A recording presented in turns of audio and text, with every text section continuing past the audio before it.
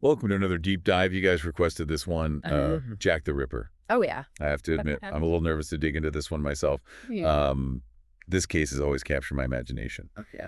The Wikipedia page we're using as our main source here, it really lays out the brutality of it all. The murders, the victims, the social anxieties of Victorian London. It's amazing to me how this Jack the Ripper case continues to resonate over a century later. It's not just a whodunit, it's a window into a specific time and place. And it raises these questions about the dark side of human nature that are still relevant today. Yeah, totally. So picture this, 1888, London's East End, Whitechapel specifically. The Wikipedia page paints this really vivid image of overcrowding, poverty. I mean, can you imagine a 55% child mortality rate before the age of 5? It's just heartbreaking. And then against this backdrop of social unrest, anti-Semitism, and just general unease, Jack the Ripper enters the scene. He doesn't just enter, he explodes onto the scene with a level of violence that shocked even the most hardened Londoners. We need to understand this term, canonical 5. These are the 5 victims most strongly linked to Jack the Ripper. Marianne Nichols, Annie Chapman, Elizabeth Stride, Catherine Eddowes, and Mary Jane Kelly. While there may have been other victims, these 5 women, all working as prostitutes in Whitechapel, are really central to the Ripper narrative. Yeah, their stories are just tragic, and the details of the murders are, well, they're pretty gruesome. Each one involved a throat slashing, but it's the escalating brutality that's really chilling. Exactly. With each victim, the level of mutilation intensified. Abdominal cuts, organ removal. In Annie Chapman's case, the Wikipedia page details the removal of her uterus, sections of her bladder, and even her vagina. It's horrific. And it begs the question, what was the motive behind these increasingly brutal acts? Was it simply rage? A twisted sense of power? Or did these mutilations hold some deeper symbolic meaning for the killer? It's hard to fathom, honestly. And then you have the double event, the murders of Elizabeth Stride and Catherine Eddowes on the same night. It's interesting because Stride's case lacked the same abdominal mutilations. Do you think it's possible it wasn't Jack? Or maybe he was interrupted? That's one of the enduring mysteries of the case. The difference in Stride's murder has fueled debate for over a century. Was it a copycat crime, random act of violence, or did the Ripper, for whatever reason, alter his modus operandi? The lack of answers only adds to the intrigue, wouldn't you say? Absolutely. It definitely keeps you guessing. But then, just hours later, Eddowes is found murdered. And this time, the brutality is undeniable. The article really goes into detail about the extent of her injuries. It's disturbing to think someone could do that to another human being. And then there's the discovery of a piece of Eddowes' apron on Golston Street, along with that infamous message scrawled on a wall. The Jews are the men that will not be blamed for nothing. It just adds another layer of complexity to the case. Oh, wow. I was shocked when I read about that. Talk about a chilling message. Do we know for sure if it was written by the Ripper, or if it was just a horrible coincidence? That's a question that has haunted investigators and researchers for years. Some believe it was a genuine message from the killer, while others argue it was a deliberate attempt to misdirect the investigation, perhaps even to stoke anti-Semitic sentiments in an already tense social climate. The truth is, we may never know for sure. It's terrifying to think that someone could use such a horrific act to further their own agenda, whatever that might have been. And then you have poor Mary Jane Kelly. I don't even know what to say. The level of mutilation was unlike anything seen before. And the fact that her heart was missing from the crime scene, it's almost too much to comprehend. Mary Jane Kelly's murder was, without a doubt, the culmination of the Ripper's escalating brutality. It's truly a horrific scene. What I find particularly disturbing is that he used fire to light the room while he committed these acts, possibly to see his work more clearly. It speaks to a level of depravity that is difficult to grasp. Yeah, it's like something out of a nightmare. So the killer, this brutal on the loose, what were the police doing? The article mentions a massive investigation. What did that look like back then? Imagine a world without DNA evidence, fingerprinting, or even proper crime scene photography. The police were relying on eyewitness accounts, which were often conflicting or unreliable, and their forensic techniques were limited. They interviewed thousands of people, investigated hundreds of potential leads, and yet Jack the Ripper remained a phantom. That's incredible. I can only imagine the fear and frustration that must have gripped the city. No wonder the citizens formed the Whitechapel Vigilance Committee. It's like something out of a historical thriller. Citizens patrolling the streets, offering rewards, even hiring private detectives. Yeah, it was a direct response to the public's distrust in the police's ability to catch the killer. They felt unprotected, and they took matters into their own hands. It's a testament to the level of anxiety and fear that permeated London's East End during that time. You can really sense the desperation in their actions. Did the police have any leads at all? Any suspects they were zeroing in on? They had theories, of course, and a long list of suspects. One fascinating document that emerged from the investigation was Dr. Thomas Bond's criminal profile. He was one of the police surgeons, and he believed the killer was a solitary individual, prone to periodical attacks of homicidal and erotic mania. His profile, while chilling, was also a significant step in the development of criminal profiling as a tool in investigations. That's really interesting. So even though they didn't catch Jack the Ripper, they were developing techniques that would later become crucial in solving crimes. Exactly. The Ripper case, as horrific as it was, inadvertently pushed the boundaries of forensic science. It forced investigators to think differently, to develop new methods, and to look beyond the surface for clues. That's a silver lining I hadn't considered. But getting back to the suspects, the article mentions quite a few. It seems like everyone from Queen Victoria's grandson to local butchers have been accused at some point. The lack of definitive evidence has always fueled speculation. And over the years, Ripperology, as it's come to be known, has become almost an obsession for some. People dedicate their lives to poring over the details, analyzing the evidence, and coming up with their own theories. It's a testament to the enduring power of this mystery. Ripperology. That's a new one for me. It's amazing how this one case has spawned its own field of study. But with so many suspects and so much speculation, it's hard to know what to believe. Where do you even begin to sift through all that information? It's a rabbit hole, that's for sure. And it's easy to get lost in the maze of theories and conjecture. But that's part of what makes the case so intriguing. It invites us to be armchair detectives, to weigh the evidence, and to try and make sense of the senseless. It's definitely a challenge. I mean, you have the Dear Boss letter, where the name Jack the Ripper first appeared. Mm-hmm. Then you have the Saucy Jackie postcard with its chilling reference to the double event, and of course the From Hell letter, the one that arrived with the human kidney. It's like something out of a horror movie. Those letters, whether genuine or elaborate hoaxes, played a significant role in shaping public perception of the case. They added to the mystery, the fear, and the media frenzy that surrounded the investigation. It's important to remember that this was a time before television or the internet. Newspapers were the primary source of information. And the Ripper case dominated the headlines. I bet it did. It must have been terrifying to live through that time, with each headline screaming about a new victim, and the constant fear of who might be next. Absolutely. The Ripper case was a turning point in crime reporting. The detailed descriptions, the speculation, the hunt for the killer, it all fed into a sense of collective anxiety and fascination. The world was captivated by this story unfolding in the dark streets of London. It's incredible how one case could have such a global impact. It really speaks to the power of the unknown, doesn't it? The fact that he was never caught, that we still don't know for sure who he was, it just leaves this lingering sense of unease. Precisely. The unsolved nature of the crimes allows our imaginations to run wild. We fill in the blanks with our own fears and theories. And in a way, we create our own monsters in the shadows. Yeah. It's a reminder that even in a seemingly civilized society, darkness can lurk in the most unexpected corners.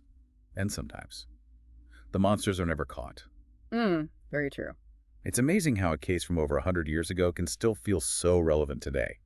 It's not just the gruesome details, but the way the case was handled, the media frenzy, the social implications, it all seems to echo even now. Yeah, the Ripper case serves as a stark reminder that violence, particularly against women, is a timeless problem. The fact that these women were working as prostitutes made them even more vulnerable, and their murders really exposed the deep social inequalities of Victorian London. You're right. It's easy to get caught up in the mystery. And forget about the real human lives lost. These weren't just names in a police report. They were daughters, sisters, mothers. They had hopes and dreams that were brutally cut short. Exactly, and their stories often get lost in the sensationalism surrounding the case. But it's important to remember that behind every unsolved mystery, there are real people whose lives were forever altered by violence. It makes you think about the victims' families, the trauma they must have endured, and the lack of closure they faced. It's a sobering reminder that while we might be fascinated by the mystery, there's a very real human cost to these crimes. Absolutely, and it raises questions about how society treats its most vulnerable members. The Ripper case shone a light on the dark underbelly of Victorian London, exposing the poverty, the exploitation, and the dangers faced by women, particularly those forced into prostitution. It's like the Ripper case became this focal point for all these anxieties and fears that were already simmering beneath the surface of society. The article mentions that the murders all occurred within a relatively small area, usually on or near a weekend, and often at the end of a month. Do you think that tells us anything about the killer? That pattern has led many to believe that the Ripper was a local, someone familiar with Whitechapel's streets and routines, someone who could blend in, disappear after these horrific acts, and reappear seemingly at will. It's like he was a ghost, Yeah. melting back into the fog after each attack. That elusiveness is part of what makes the case so enduring. We're still trying to piece together the puzzle, trying to understand who Jack the Ripper was, what motivated him, and how he managed to evade capture. It's almost as if the mystery itself has become a character in this story, and the fact that it remains unsolved only adds to its allure. Do you think it's the mystery itself that continues to fascinate us, or is there something more to it? I think it's a combination of factors. There's the chilling brutality, the unsolved nature of the crimes, the historical context, and the fact that the victims were marginalized women. Their stories resonate with us even today, and they remind us that violence against women is a problem that persists across time and cultures. Yeah, that's a really important point. It's so easy to get caught up in the whodunit aspect of the case that we forget about the larger social issues at play. Right, and the fact that Jack the Ripper was never caught allows our imaginations to run wild. We project our own fears onto the case, and it becomes a reflection of our own anxieties about violence, vulnerability, and the unknown. It's like we're all trying to fill in the blanks, to find an explanation for something that ultimately defies explanation. Exactly, and that's what makes the case so compelling. It's a puzzle with missing pieces, and each generation tries to solve it, using new technology, new theories, new perspectives. Speaking of new theories, there was that recent one involving DNA evidence, pointing to a Polish immigrant named Aaron Kosminski. But the article mentions that the evidence was disputed, and many experts were critical of the way it was interpreted. That's a great example of how ripperology is a constantly evolving field. New evidence emerges, old theories are challenged, and the debate continues. It's a fascinating process, but it also highlights the difficulty of separating fact from fiction. In a case this old and complex, It's like trying to solve a puzzle with half the pieces missing, and the other half potentially fake. exactly, and yet we keep searching for answers, for some kind of resolution to this enduring mystery. It's a testament to our human need for closure, for understanding, and for justice. So what can we learn from this deep dive into the Ripper case? What does it all mean for us here and now? I think the Ripper case reminds us that even in a seemingly civilized society, darkness can lurk beneath the surface. It's a warning against complacency, a reminder that we must always be vigilant against violence and injustice. And it highlights the importance of remembering the victims, not just as names in a case file, but as real people whose lives were tragically cut short. Absolutely. Their stories deserve to be told, and their memories honored. And perhaps by understanding the social context in which these crimes occurred, we can work towards creating a more just and equitable society, where such tragedies are less likely to occur. You mentioned earlier that the Ripper case was a turning point in crime reporting. Could you elaborate on that a bit? Certainly. The Ripper case coincided with the rise of mass media. Newspapers were becoming more accessible, and they were eager to capitalize on the public's fascination with the case. The details, often sensationalized and embellished, were splashed across the front pages, and the public devoured every word. It must have been like a real-life horror story unfolding in their own city. It was. And the media played a significant role in shaping public perception of the case. They created the myth of Jack the Ripper, the boogeyman who haunted the streets of London. So the media frenzy actually contributed to the legend of Jack the Ripper. Absolutely. The intense coverage, the dramatic headlines, the constant speculation, it all helped to cement the Ripper's place in our collective consciousness. And the fact that he was never caught only added to the mystique. It's like he became this mythical figure, a symbol of the darkness that can lurk in the shadows. Exactly. And that's why the case continues to fascinate us today. It's a story about the limits of our knowledge, the power of the unknown, and the enduring human desire to make sense of the senseless. Yeah. It's a reminder that sometimes the most compelling stories are those that leave us with more questions than answers. It's incredible to think how this one case, the Jack the Ripper murders, has had such a lasting impact, not just on law enforcement, but on our culture as a whole. Yeah. It's a case that continues to capture the imagination. It's inspired countless books, documentaries, even fictionalized accounts. The Ripper has become a cultural icon, a symbol of unsolved mystery and lurking evil. And even though it happened over a century ago, it still feels so relevant today. The fascination with true crime, the desire to understand the dark side of human nature, it's something that seems to be hardwired into us. I think you're right. There's a reason why we're drawn to these stories. Perhaps it's a way of confronting our own fears, Yeah. our own vulnerabilities. By exploring the darkness, we can better appreciate the light, so to speak. Yeah, that makes sense. It's like a cautionary tale, a reminder that evil exists, even in the most unexpected places. But it also makes me think about the role of media in all of this. You mentioned earlier how the Ripper case was a turning point in crime reporting. Yeah, the media played a huge role in shaping public perception of the case. They sensationalized the details, creating a climate of fear and fascination. And in doing so, they inadvertently contributed to the myth of Jack the Ripper. It's almost like they turned him into a celebrity, Yeah, a boogeyman that everyone was talking about. exactly. And that celebrity, if you will, has endured to this day. The Ripper continues to sell newspapers, books, and movie tickets. It's a story that we can't seem to get enough of. So we've got the historical context, the social anxieties, the brutal murders, the media frenzy, the suspects, the unsolved mystery.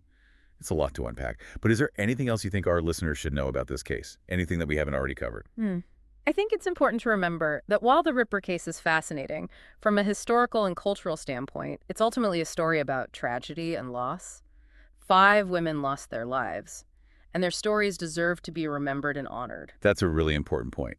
It's easy to get caught up in the mystery and Yeah. forget about the human cost of these crimes. And it's also important to remember that the Ripper case, while unique in its notoriety, is not an isolated incident. Violence against women, particularly those who are marginalized or vulnerable, continues to be a problem in our society. So what can we do about it?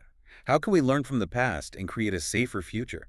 I think it starts with awareness, by understanding the historical context, the social factors that contributed to these crimes. We can start to address the root causes of violence. We need to challenge the systems and structures that perpetuate inequality and create environments where violence can flourish. And we need to listen to the voices of the victims, to honor their stories, and to work towards a society where everyone feels safe and valued. Absolutely. It's about more than just solving crimes. It's about creating a culture of respect, empathy, and justice. This has been such an eye-opening deep dive. I'm walking away with a deeper understanding of the case, but also with a renewed sense of purpose, a commitment to doing my part to create a better world. That's what it's all about. The Ripper case, for all its darkness, can serve as a catalyst for positive change. It's a reminder that we can't be complacent, that we need to be vigilant and proactive in addressing the challenges facing our society. Well, thank you so much for sharing your insights with us today. It's been a truly fascinating and thought-provoking conversation. The pleasure was all mine. I always enjoyed delving into these complex and often unsettling topics, and who knows, maybe someday new evidence will come to light, and the mystery of Jack the Ripper will finally be solved. Well, until then, the legend lives on.